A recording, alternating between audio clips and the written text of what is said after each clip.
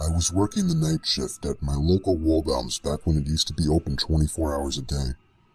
There would normally be less than 10 customers throughout my shift, but I wouldn't get to sit around and do nothing though. They wanted me to work on stock when I wasn't helping a customer. It was a bigger Waldbaum's, so oftentimes there may have been one other person in the building, whether it be someone working on stock or someone cleaning. This night, I was the only one working. I was working stock in the cereal aisle when I heard something fall over on the other side of the shelf in the next aisle over. I would always hear the door to the store sliding open. It was the loudest thing ever, so it kind of caught me off guard that there might have been a customer in the building. Of course, it wasn't weird. Yet. Not until I looked to my left and saw a man standing by the edge of the aisle, shooting me a blank stare. "Do you need something, sir?" I asked him. No. Could you just point me to the eggs?" he said. He wasn't normal looking. His face looked weird. Not exactly ugly, just unusual. Like his upper lip kind of came out too far. Almost like a Simpsons character. I was a bit uncomfortable that I had to deal with ringing him up. I hurried to finish the cereal aisle, and when I was done, I began to bring the U-boat cart to the back room. I was stopped halfway when the same guy cut me off through the middle section of the aisle. I want to note this guy was probably in his mid-30s, and at the time, I was only 22, though I looked much younger. The guy stopped me and started trying to make awkward small talk. He started by asking me my name, how old I was, if and where I went to school, and why I was doing the night shift.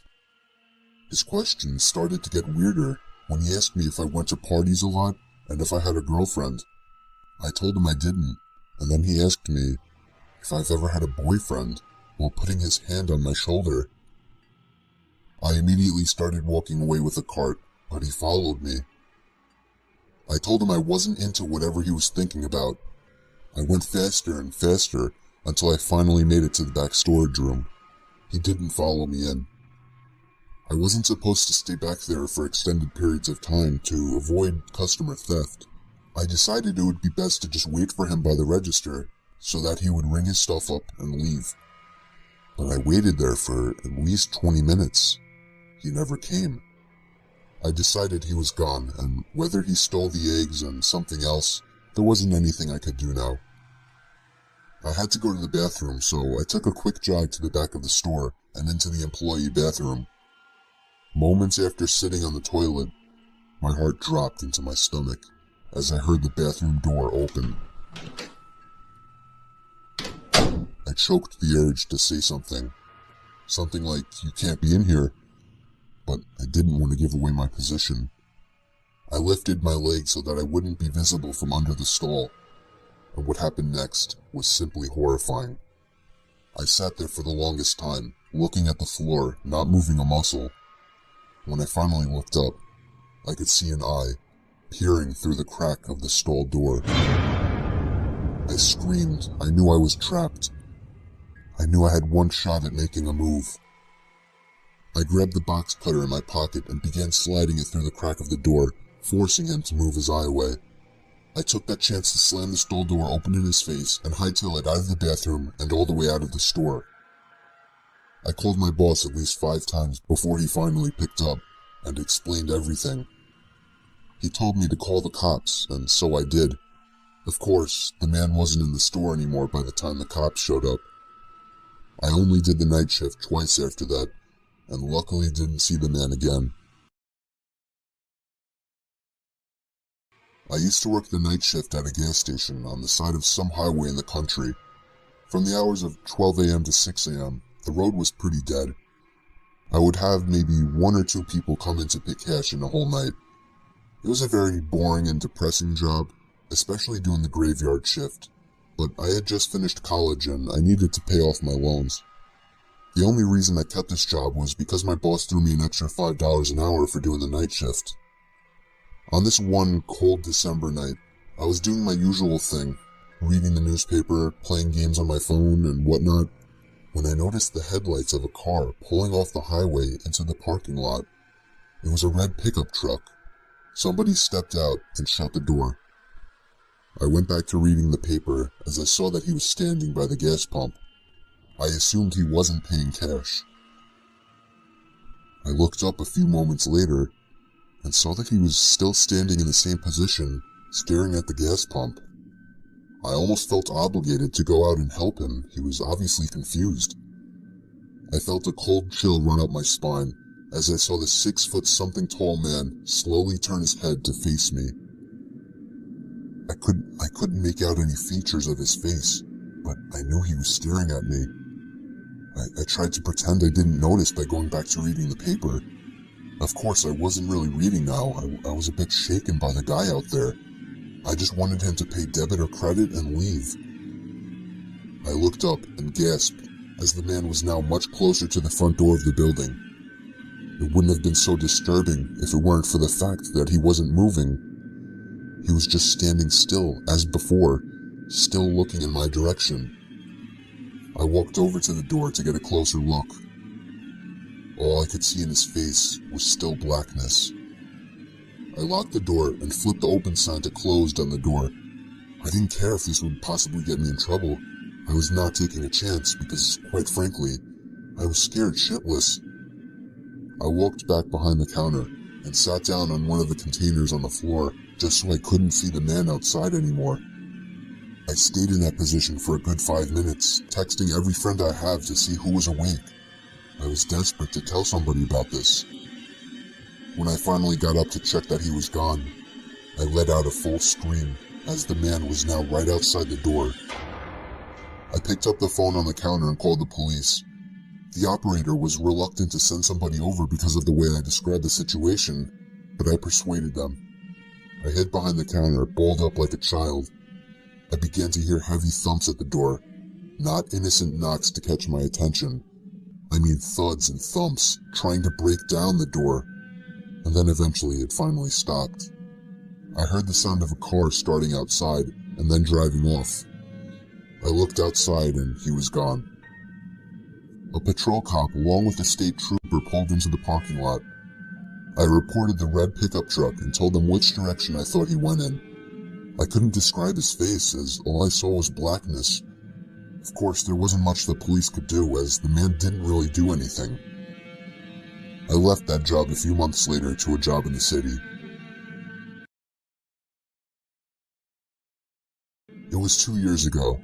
I was called in to do the night shift, 10 p.m. to 4 a.m. at 7-Eleven, since somebody called out.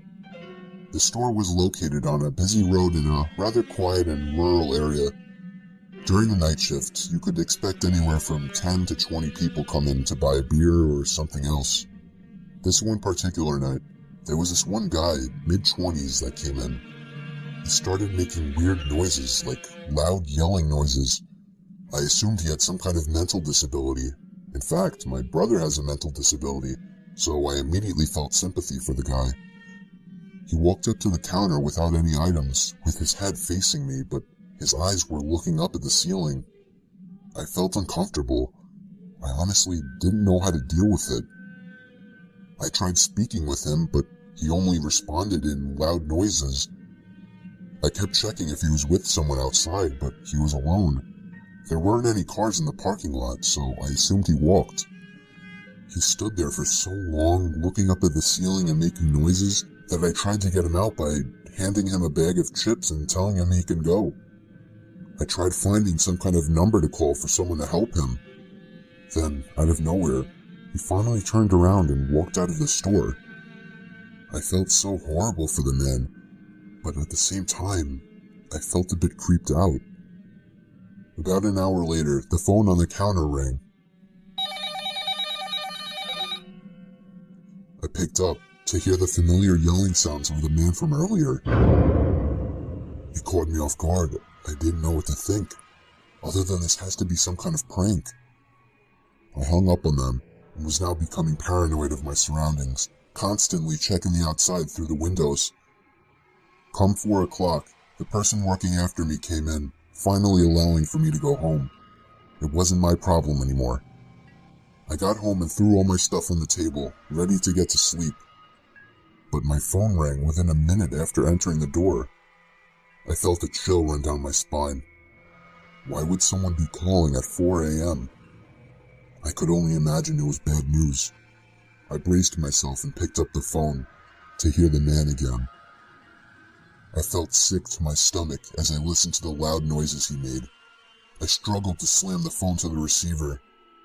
All night I felt like I was being watched, even with all the blinds shut. And I could swear I heard strange noises coming from all over my house. I refused to get any sleep until the sun came up.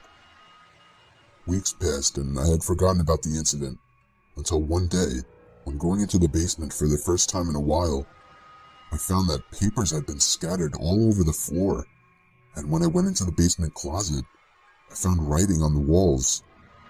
7-Eleven had been written in Sharpie on the wall, along with the address to the 7-Eleven I worked at and my house address. The most disturbing part, I also found various kitchen knives along with a large pocket knife sitting in the closet. What started out as seemingly just an innocent person turning into something of a prank ultimately turned into something much more horrifying. He had been living down there for God knows how long, and I'm just grateful that for whatever reason he changed his mind and left, because I haven't seen or heard from him since. All I can say is that man is dangerously ill. I've worked in the K-9 unit for 9 years, and I've worked my fair share of graveyard shifts. I've definitely come across weird things at night, but I'll never forget this one night. I worked with my dog Sammy, a German Shepherd. She was 2 years old at the time and was still kind of new to the job, just like me. I was driving down a road surrounded by crops when I spotted a suspicious-looking white van parked inside the crops. Both doors were open. I flashed my lights to try and draw out whoever was there. Nobody came out, so I parked and scanned the place out quickly. Nobody was in sight, so I took Sammy with me to track down the driver of the van. Sammy started going crazy when we reached the trunk of the van. She was pulling so hard she almost broke off the leash. I opened the trunk to the van, and a blast of foul air hit me in the face. I almost passed out from the mix of the horrible smell and the pure shock of what I saw in the trunk. I counted 7 full body bags, each with a pair of feet sticking out at the bottom. I requested immediate backup with my radio. I heard the sound of a twig snapping nearby, and Sammy just lost it. I lost grip of the leash, and she took off into the crops. I pulled out my gun and followed the sounds of her barking. As each and every crop hit me in the face, I felt as if something would reach out and grab me. I stopped when I could no longer hear Sammy's barking. But as I stopped, the sounds of movement did not. I realized I heard movement in all directions. I had never experienced such fear in my life. I stood still as the movement around me stopped. And then, out of nowhere, I felt 2 arms wrap around my throat. I couldn't breathe. I couldn't fight. I was going to die. And then, I heard the sound of Sammy's bark, followed by the scream of the man choking me as Sammy bit down on his leg. The next thing I did is something that I still question if it was appropriate doing to this day. I turned around and pulled the trigger, killing the man. I grabbed Sammy by the leash and ran all the way back to the car. I could tell people were following us from behind. I managed to make it to the car safely and drive a 1/4 mile down the road. I didn't stop to see which way they went. I didn't hold my ground. I fled like a coward. I cared much more about our lives than I did this job, and I'll still say that today. But it still pains me knowing how much of a coward I was. Backup arrived shortly, but the van was gone.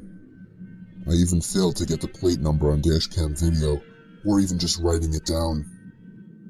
This was within my first few months on the force, but it made me feel like absolute shit for months to come. I, someone who was sworn to protect, let a van full of killers get away.